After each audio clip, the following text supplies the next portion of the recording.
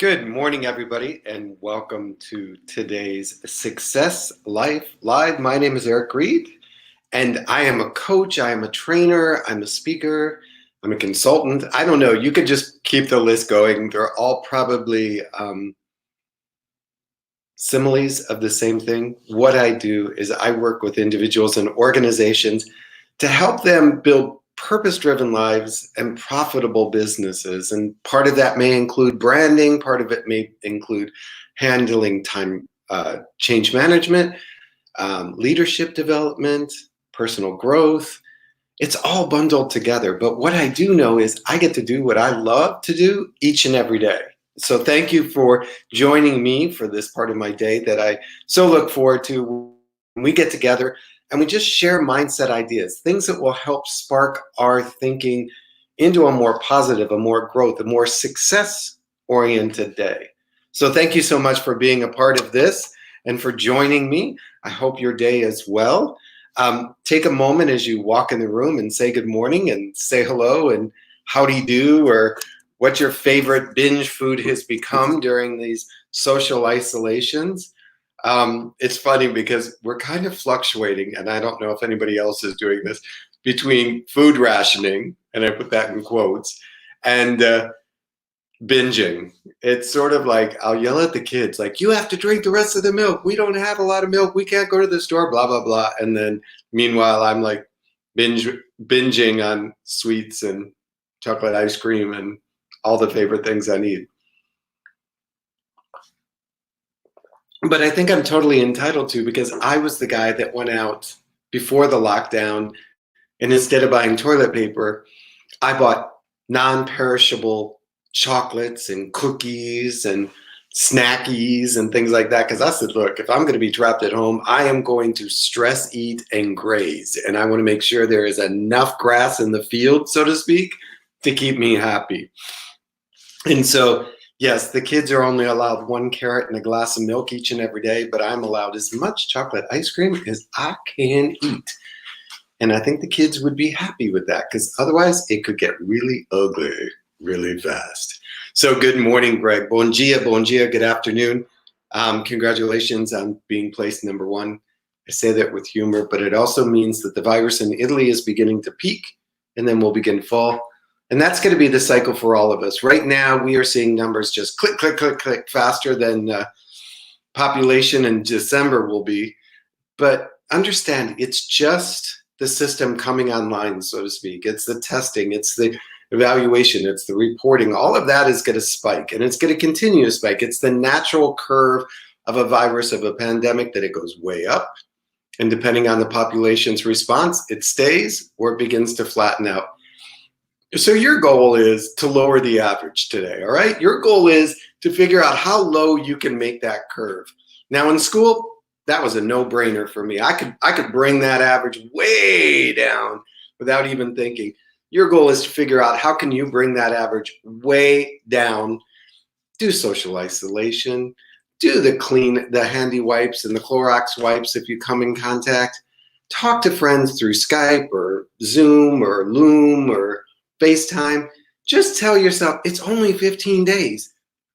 Why is it if we go on vacation and it's 2 weeks, we complain about it being so short, and now because of the opposite, we're complaining about it being too long? Just think of it this way. If for the next 15 days you got up and you monitored your eating and you worked out in your gym, your garage or in your basement, or ran up and down your steps, and you'd spent really the next 15 days thinking and focusing on health, when you emerge, people would be like, where did you go? The spa? You look fabulous. You're skinny, you're healthy, you're glowing. What's going on? So think of it this way. This is your own private, like, going off and getting a complete redo. So good morning, Al. Great to have you here. Good morning, Amy. Good morning, Elizabeth. Good morning, Gina. Somebody else just slept in. Let's see. I'm going to have to put the grandpa glasses on. I apologize for that. Double stuffed Oreos. I do not like that. So if anybody is thinking of packaging snacks and shipping them to me, chocolate chip cookies, Toll House always win. Just like, I think the nostalgia factor.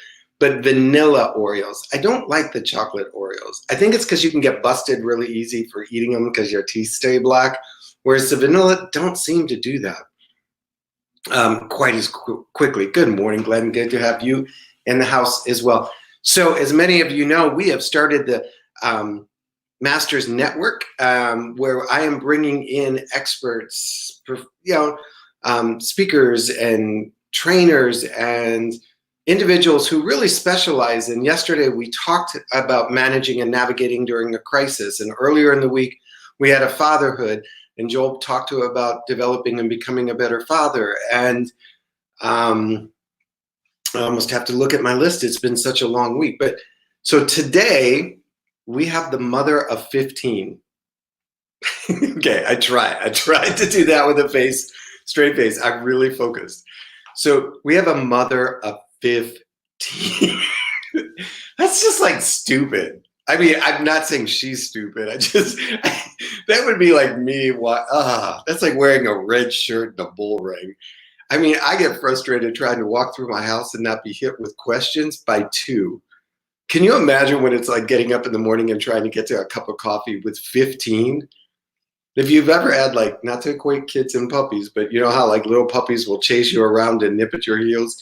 I imagine that's what life is like every day. And I think she's going to be an amazing resource for us that maybe are having a little more kid time than we were prepared for. And having her here is really to talk about how to maintain your sanity, how to maintain your focus not only as a mom and a spouse, but also as an entrepreneur, an independent worker, somebody who's still trying to grow and build a business in the middle of all this. I looked at our dining room table and I was like, I would need 2 of these tables just to get half the kids at the table to do homeschooling. So, it's going to be great. It's going to be great. So make sure you tune in. Let me double check. I think that's at 3:30 today. And then Monday, we have, give me just a minute. There we go. So, 3:30 with Lachelle. Monday, we have Joe coming in. He works with the Small Business Alliance, knows a lot about small business loans, small business accounting, CPA kind of thinking. You need to be here. You need to have everybody you know in the room, because there's going to be a lot of changes to small businesses that we don't have resources necessarily to hire a CPA, to hire a consultant, to hire outside people that maybe the big companies do. And he is going to pour in tons of resources. Trust me. So that's all going to be about keeping your small business surviving during this time. And then we have Robin and Zaina and Michael coming back and Peggy coming in to talk over the next week about branding, about fitness, about health, about nutrition, about teens and teen stress. So we got a busy week ahead. And we're going to try and do it the next week and the next week. And I'll continue to have Master Network series as long as I can connect to people and get them on the schedule and get them to you. So if there's somebody you know that really is like, man, we need this person. We need to hear from this person, or I've learned from this person, and they've really helped me grow, change, and develop. And I'm going to ask them to be a part of it with you. Coffee with Greg today at 9. Can I make that? I've already got coffee. Are we having cappuccino or are we having American coffee? Because, Greg has a little cappuccino machine because he lives in Italy. I think that would be, everybody should be on that one too. I say that as I'm juggling stuff because Greg and I, I can do that.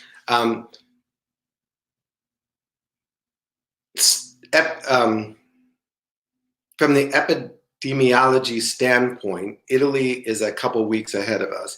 They're experiencing that based on all statistics, all prognosis, all data, we will begin to move towards. Now, how extreme and how far is really still to be determined.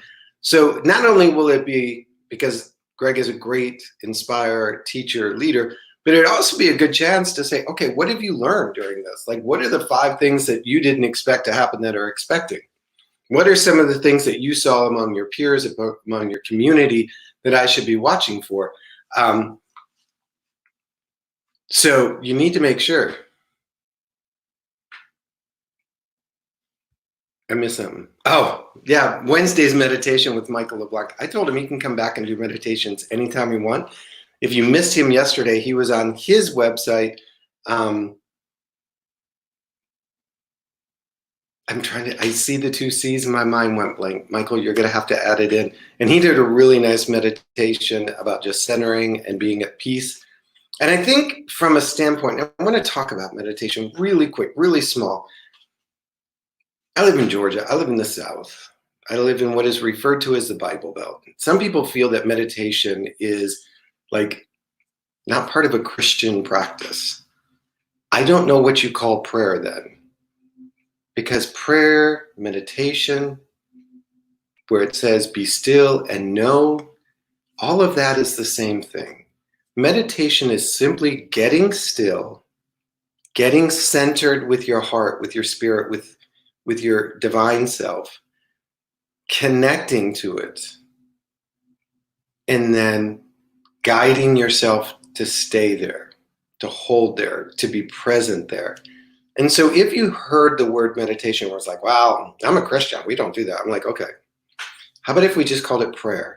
How about if we called it getting still? How about if, like, here's the example. So if you're in turmoil with your spouse, do you continue to make the same argument? Do you continue to build the same energy? Do you continue to build the same distance between you and your spouse? Or do you say, honey, we need to just stop for a minute. We just need to take a pause and we need to sit down quietly and work this out.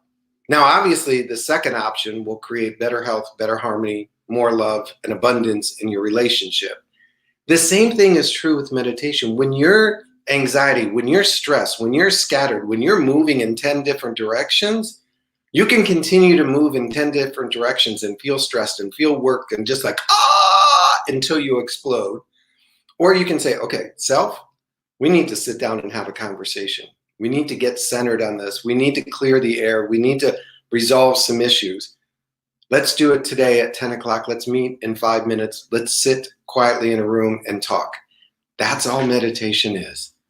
So if you haven't practiced meditation, if you haven't been involved in meditation, if you haven't tried meditation, now more than ever is a chance to step into it. Every health professional, whether it's mental or physical health professional, whether it's your GP or whether it's your social worker, psychologist, therapist, will say that there is nothing better for your immune system than taking a pause and meditating, praying, getting centered, creating healthy breathing. Michael's the expert. I just follow him and then copy him and make myself sound wisdom. So check it out. He has a really good centering prayer he did yesterday. I'm going to edit the video that we did on Wednesday and make it available as a resource so you have that as a prayer. You can find apps like, I forgot what mine is. I think it's called Focus, Insight Timer, and download some.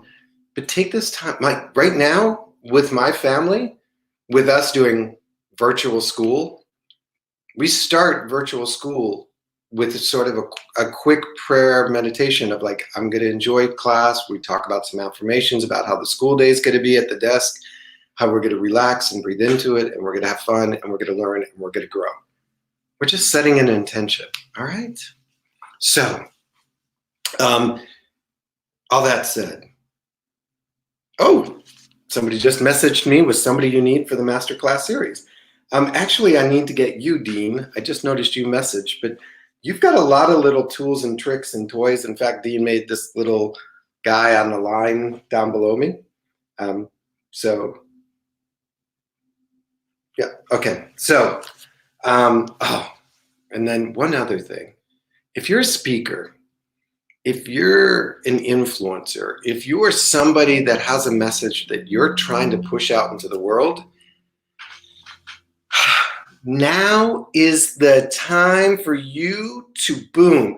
There are news stations, radio stations, talk radio, talk news, whatever you want to call it, in small market channels like Backwoods, Alabama, or Out of the Way, Ohio, that are looking for segment pieces around coronavirus, and you get to use this technology, this thing, to connect to them and be the expert without having to drive to those sort of off markets.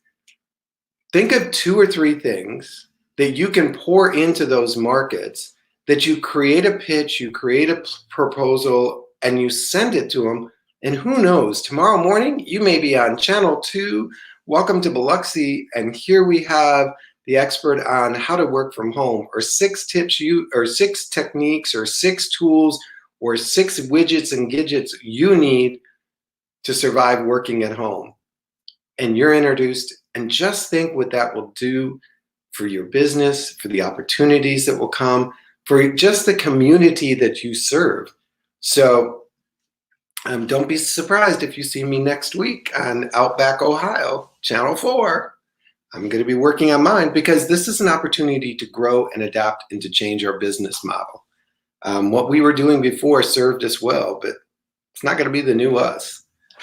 Like we said yesterday, the past is not your future, and you need to decide it. So with that said, are you ready for today's lessons? Give me a hello, a howdy, a thumbs up. We're going to do about virus-proofing your mind. And somebody asked me the other day, why do I always look down? Because a lot of these I write out beforehand because they're part of a journaling exercise or a writing exercise that I do. And somebody's asking, okay, one more divergent. How do you create content? You write a sentence like, I wish I could virus-proof my kids. Okay, 6 tips. Write down 6 things you could do to virus-proof your kids. I wish I could virus-proof my pets. 6 things. How do I virus-proof? There we go. There's a topic. Write it down. You have to be in creative space. You have to always be creating. You always have to be pulling those ideas out, getting them down, and then working with them until you're, ready to go live. So we're going live with the virus-proof your mindset. So number 1 on virus-proofing your mindset, expect the best. Why not? We're all wandering around right now, expecting the absolute worst. We're thinking that the world is falling, the sky is falling, that we're going to be the next person sitting on a ventilator in a hospital being forgotten by our family. That only lowers our immune system. That only slows our mind. That tells us that we don't have to chase our goals, live our purpose, see our vision, that we can just really shut it all off because the worst is going to happen. So why do anything except sit here and wait for it? We spend all of this energy focused on expecting the worst, seeing the worst in people, seeing the worst in our business, seeing the worst in our clients. And here's what we know. What we focus on grows. And so if we're focused on the worst, that's all we're going to see. It's sort of like when you're looking for your car keys and you walk past your wallet, you're not going to see it. And then guess what happens the next thing? You're looking for your wallet because you found your car keys. What we focus on is all we see. And if we're expecting the worst, we're going to see the worst. If we expect the best, not only will it lift our immune system, not only will it make us more focused on where we're going and what it's going to be like after this event, after this encounter, after this meeting, after this contract, whatever it is we're in the middle of, but we're future focused. We're seeing the possibilities. We're imagining the best outcome and we're anticipating it. And like Christmas, we wake up happier. We wake up more centered. And the person that we're creating starts to attract other people like that. We all know that person that talks only about the negative, talks about the gray skies, talks about the worst of the worst of the worst. And when I get around those people, I'm just like, how quickly can I get away? I can't be in that space. Why not virus-proof your environment and say, look, I am going to focus and expect the best. I'm going to do that. I'm going to use my energy. I'm going to use my time. I'm going to use my journaling to expect the best. Talk about how my business is going to grow during this time, how I'm going to create new clients, how I'm going to create new content, how I'm going to create new connections, how I'm going to really be able to see what I can do that I never thought I was going to be able to do, but now I'm being called to do it and I'm doing it great. I'm doing it amazing. Now, item number 2, prepare for the worst. I know you're like, wait, you just told me to expect the best. Prepare for the worst, meaning get your first aid kit, get your bottled water, get your hand sanitizer, cut the paper towels into 3 rolls of toilet paper, whatever it takes, prepare, put it in a box, and walk away. I am prepared. It is safe. I am safe. We are safe. This is safe. Lock it in the box and walk away. What happens is there's a difference between preparing, just like when you prepare to go on vacation, you don't constantly repack the suitcase. Once it's packed, you put it in the back of the car and you start to go towards what you want to go towards. Preparing for the worst simply means take an inventory, determine your current resources, determine your future resources, prepare those future resources, needs, or whatever it is, put it in a box, set it in a corner, create a list, and then release it. There's no need to go back and check the first aid kit every 5 minutes to see if it's still there in the corner when nobody has a bruise. Know that it is there, know that it is taken care of, and then say, I'm prepared. It gives your mind a sense of baseline. If this happens, we're safe. We're not going to crash all the way through the floor and into the center of the universe, that we've got a safety net in place. So therefore, it's okay for me to walk this tightrope. It's okay for me to try this thing new. It's okay for me to go after this thing because I've got my safety net. I've got my baseline. I've got my resource kit ready and available. Silly story. I don't know if it's silly, but we'll call it silly. Yeah, I'm old enough to remember the millennial switch, 1999 to 2000. And back in the old days, like back in the old people days, there was this belief that the entire universe was going to collapse. And it had to do with technologies and ones and zeros and everything was going to line up and blah, blah, blah, blah, blah.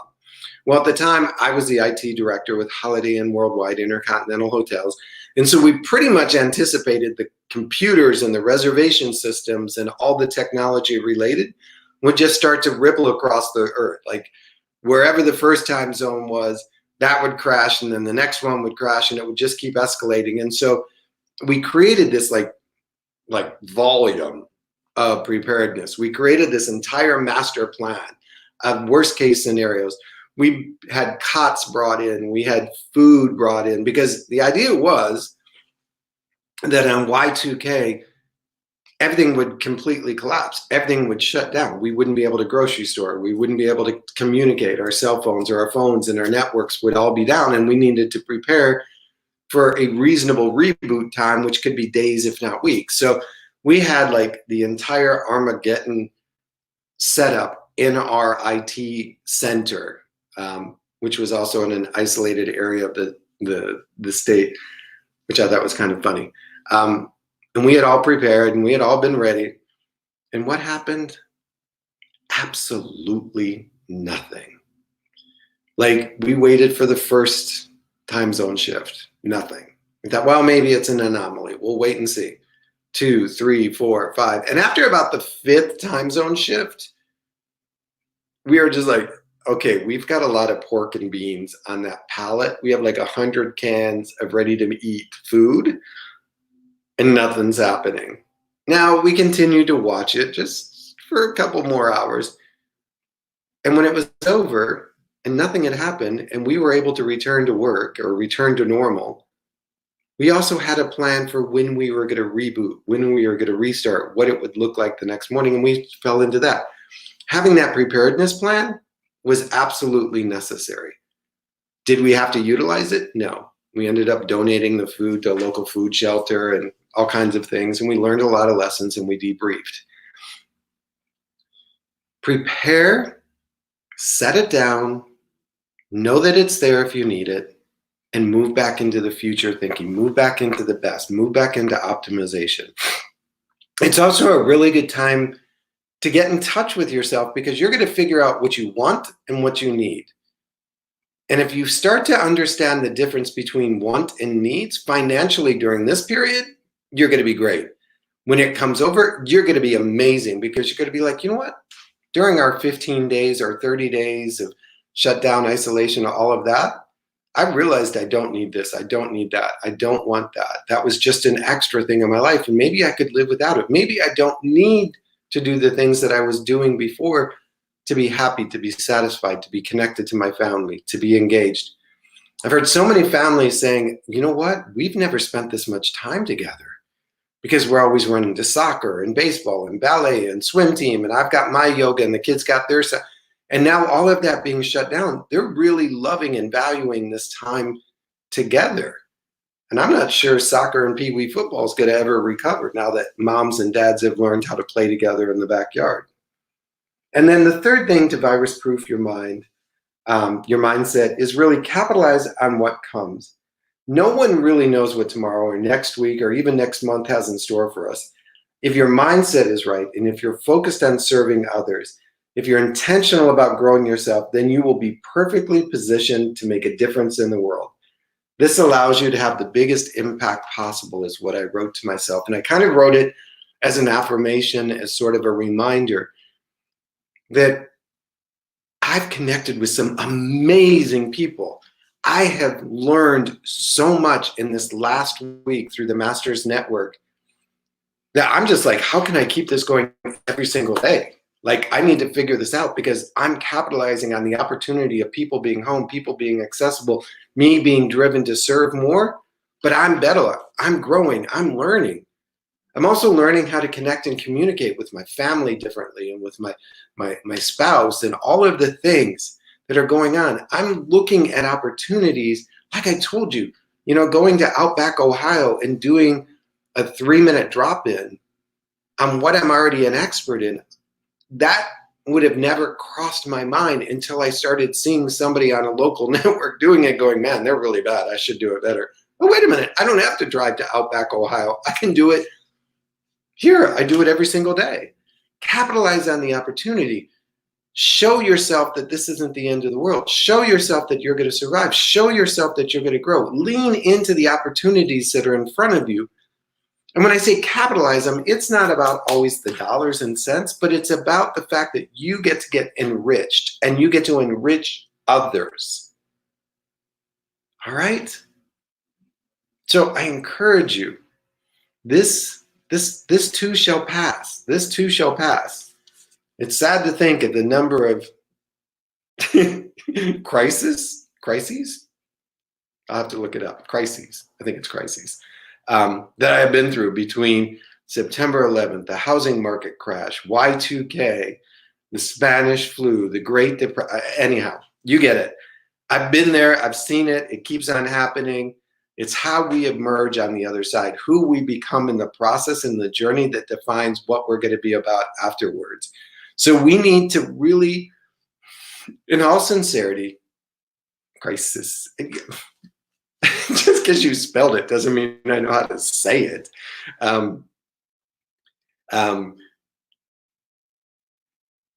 We will emerge. We will emerge. We will emerge different. Now, we can emerge better or we can emerge bitter. It's up to us to figure out. I'm trying to provide the tools and resources through what I have to help you make better choices, to move beyond bitter, to create the life that you're available to create. And if you need me, if you're like, man, I need you, Eric, I need you, then reach out and tag me. Go to the website, Success Life U. There's a contact page. There's a weekly newsletter that goes out with coaching tips. There's all kinds of courses and curriculum that prices were supposed to bump up in middle of March because of deadlines. I'm just leaving them. I heard the other day we're getting some kind of economic stimulus check thing. I don't know what it's actually being called. Use that to invest in you. Like, I get it. For some people, that's going to be the difference maker between keeping food on the table, providing for their family. Lean into it. Use that. Or use it as a way to grow yourself. You decide it's your budget. Another idea that just hit me is potlucks. Now, I know we're not allowed to gather physically, but if you know somebody that is struggling, if you know somebody that might have been or might be a home a stay-at-home mom or waitress or an Uber driver or somebody that really in this past economy lived off cash, lived off the day-to-day checks that they could create. Make an extra sheet of pan of lasagna. Drop it off on their doorstep. Call them from the street and saying, we're having a virtual potluck, and it's on your door. Figure out how you can add value back into others.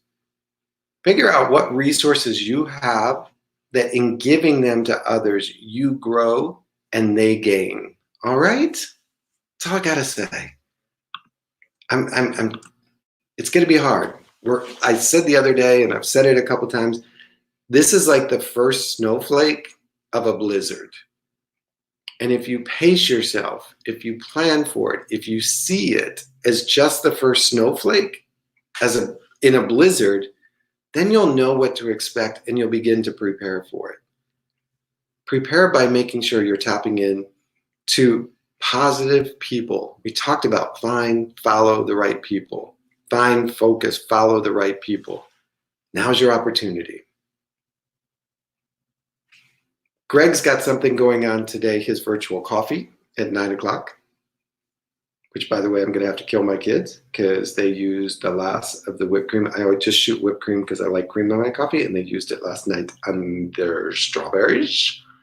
So somebody's going to be killed today. So I will show up, Greg, with black coffee at 9 o'clock. Tap into the people that are around you. Tap into the community you have. Join us again today at 3:30 for Lachelle, the mother of 15. I'm going to practice that all day so I don't laugh in her face about being the mother of 15. Join us on Monday with Joe as we talked about keeping your business healthy. Just keep an eye out. I'm going to keep adding value and pouring it into you guys and helping you have distractions so that you can be better, not bitter. So crises. Oh yeah, and Joe and Lisa, I don't know what their formal time is. It seems about 7:30 to 7:45. It's funny because everybody's like always on the same, so I either have to replay or I miss and I feel guilty. So yeah, Joe and Lisa are so much fun. It's kind of like the new, I don't know, they're a married couple. I always love watching married couples navigate lives. It's just cute. It's just cute. And they are a cute couple. And they're moving back to Wisconsin. Not sure why, but yeah. Oh, thank you. Now Greg did it phonetically. Crises.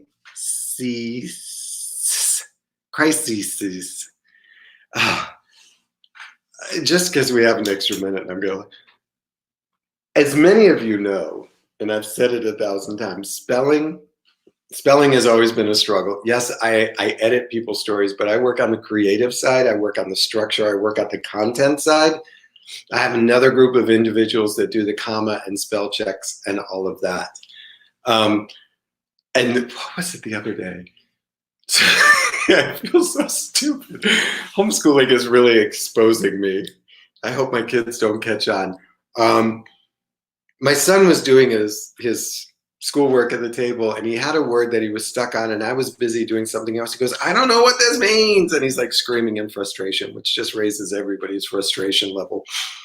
And I said, what do you mean you don't know what this means? He goes, I don't know what this word means.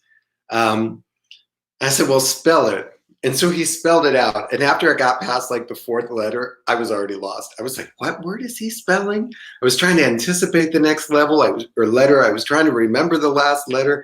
I couldn't focus. And I'm like, I don't know. And he's like, you don't know what that means? You don't know what that word is? And I was like, no. And so I had to I didn't hear you. I missed a letter. Let me come and look at it. So I am so glad we're not having spelling this week because I think I would probably flunk 4th grade spelling. But know that, we've got to laugh at this time. It will keep us healthier. It will oxygenate. It will provide oxygen to our body. Find humor. Don't make fun of people, but make fun of the situation. See the humor in it. Because if you don't, you will break down and cry. And that serves you. There's a moment for it, but let's not get stuck there. So, crises. C's, which is another joke because my daughter, who, as you guys know, has a learning disability, we're trying to do spelling words and sight words and things like that. And she has certain words she can't say. And I'm like, no, it's mmm. She's like, I'm like, no, It's the conversation we're having right now. My life is completely out of balance. I don't remember what the word was, but I will say we did a whole thing on Harriet Beecher Stowe yesterday. That was part of our learning lesson, the mother of 7 who had a child that died that was very beloved to her heart, that was buried near her, which made her understand the pain that a slave mother must felt when her child was taken away from her. And though she lived on the free side of the Mississippi in Ohio, she began to visit the other side to document and share the story of slave families and slave mothers in her local newspaper in a series, which later became a book, which sold over 300,000 copies, both internationally, and she was recognized as the first international or most successful international woman, or the first American international publicist or writer. And Abraham Lincoln once said to her, "You're the little woman that started this war." See, so I did pay attention yesterday in homeschooling. So think of it, Uncle Tom's Cabin. Uncle Tom's Cabin, like one of the landmark books documenting history and slavery and created awareness around the abolitionist movement and sparked part of the Civil War, was written as a series of blogs or modern day blogs. What information are you sitting on? What knowledge do you have? What research could you lean into that could become a series of videocasts or blogs that could make you an internationally recognized influencer? Just saying, Harriet Beecher Stowe, she was just a mom of 7 who realized that there was more going on around her than she had thought, and she leaned into it. You can do the same.